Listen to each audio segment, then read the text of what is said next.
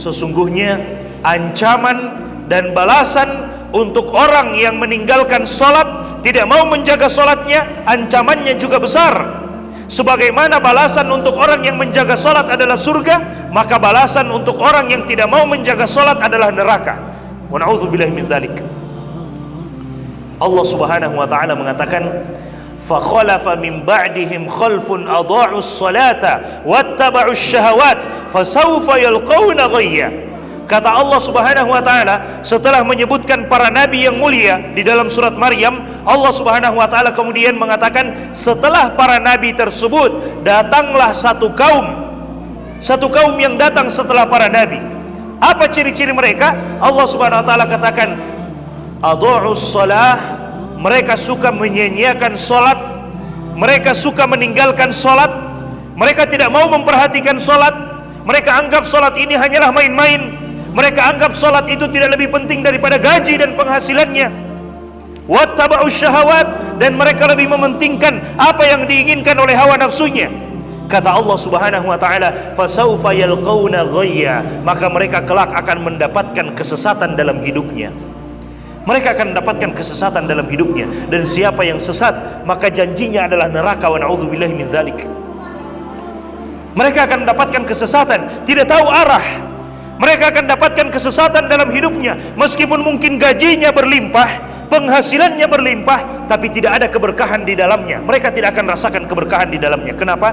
Salat mereka tinggalkan. Allah Subhanahu wa taala katakan, "Famanittaba'a hudaya fala yadhillu wa la yashqa." Siapa yang mau mengikuti petunjuk hidayahku, maka dia tidak akan tersesat dan dia tidak akan menderita, kata Allah Subhanahu wa taala. Waman a'radu an dzikri, tapi siapa yang mau berpaling dari peringatanku, siapa yang mau berpaling dari Allah Subhanahu wa taala, fa inna lahu ma'isyatan dongka, maka baginya kehidupan yang sempit. Wa nahsyuruhu yaumal qiyamati a'ma, dan dia akan dibangkitkan pada hari kiamat dalam keadaan buta. Padahal dulu di dunia dia bisa melihat, tapi di hari kiamat dia dibangkitkan dalam keadaan buta. Maka orang ini mengatakan, qala rabbi lima hasyartani a'ma wa qad kuntu basira. Wahai Allah, kenapa engkau bangkitkan aku dalam keadaan buta, sementara dulu di dunia aku bisa melihat? Maka Allah Subhanahu wa taala mengatakan, qala kadzalika atatka ayatuna fanasitaha wa kadzalika al-yauma tunsa. Demikianlah dahulu telah datang ajakan-ajakan kami, telah datang ayat-ayat, telah kami turunkan ayat-ayat untuk mengajak kita beribadah kepada Allah. Telah diturunkan ayat-ayat untuk mengajak kita sholat. Telah diturunkan ayat-ayat untuk memberikan ancaman bagi orang yang meninggalkan sholat. Kata Allah Subhanahu wa ta'ala, fanasitaha, tapi engkau melupakannya. Maka apa balasannya? Wa kadzalikal yauma tunsa, maka pada hari ini pun engkau dilupakan. Maka pada hari ini pun engkau dilupakan. Jemaah sekalian, ketika kita meninggalkan Allah, ketika kita tidak mau sholat, padahal sholat itu adalah bentuk kita ingat kepada Allah Subhanahu wa ta'ala. Ketika azan dikumandangkan, hayya 'alas shalah, ayo kita mendirikan sholat. Hayya 'alal falah, ayo kita menuju kepada kemenangan. Kemudian kita lupa dengan Allah, kita tidak mau ingat dengan Allah Subhanahu wa ta'ala. Kelak balasannya pada hari kiamat, Allah juga akan melupakan kita. Wa na'udzubillahi min dzalik. Allah akan melupakan kita karena kita di dunia melupakan Allah Subhanahu wa ta'ala. Balasannya al jaza'u min jinsil amal, balasan sesuai dengan apa yang kita lakukan. Kalau kita lakukan baik, maka kita akan dapatkan baiknya, balasan yang baik. Kalau kita lakukan buruk, maka kita akan dapatkan balasan buruknya. Kita meninggalkan sholat, maka balasannya Allah juga akan meninggalkan kita. Kita menjaga sholat, maka balasannya juga Allah akan menjaga kita. Jamaah sekalian yang dimuliakan oleh Allah Subhanahu wa ta'ala. Kemudian Allah Subhanahu wa ta'ala berfirman di dalam Al-Quran, menceritakan tentang orang-orang kafir yang dilemparkan ke dalam neraka. Setelah mereka dilemparkan ke dalam neraka, Allah Subhanahu wa ta'ala kemudian bertanya, ma salakakum fi saqar, wahai penduduk neraka, apa yang menyebabkan kalian dilemparkan ke dalam neraka saqar?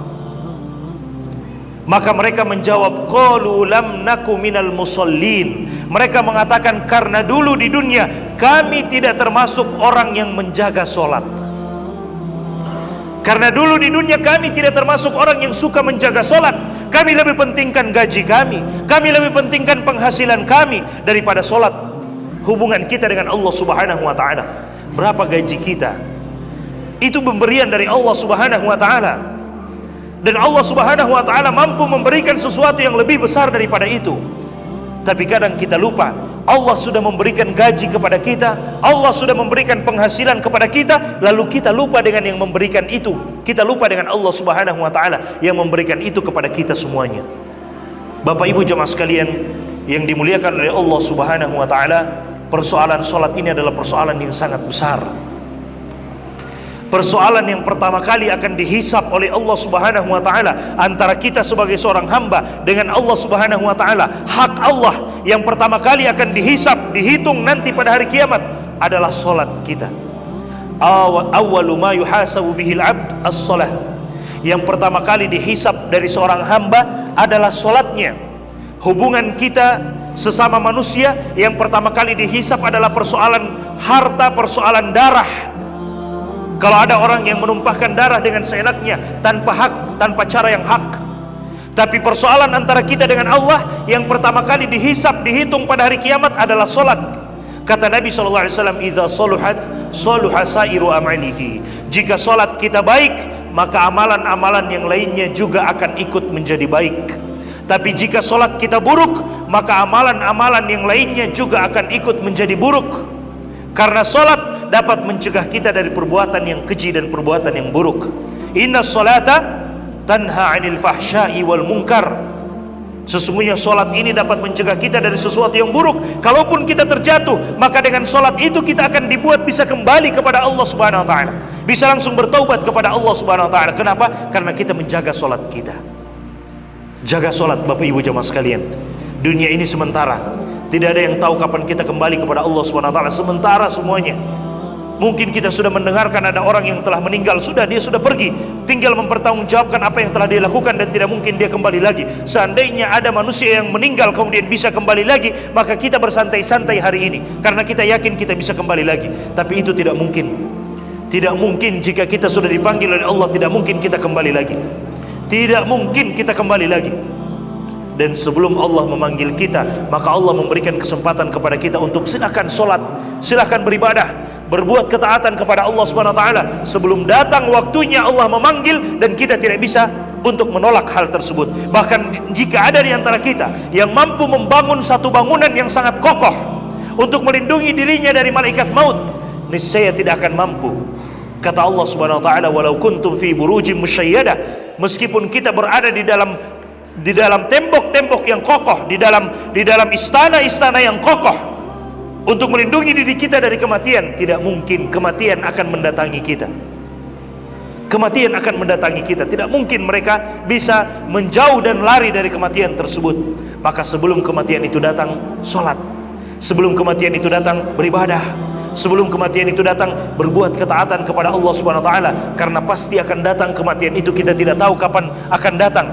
Karena itu merupakan rahasia dari Allah. Karena dia adalah rahasia, maka jangan pernah lalai. Boleh jadi ketika kita lalai, tiba-tiba kematian datang. Wa na'udzubillahi min dzalik. Boleh jadi ketika kita sedang lalai, tidak mau salat, tiba-tiba kematian itu datang kepada kita dan kita tidak bisa berbuat apa-apa lagi pada waktu itu.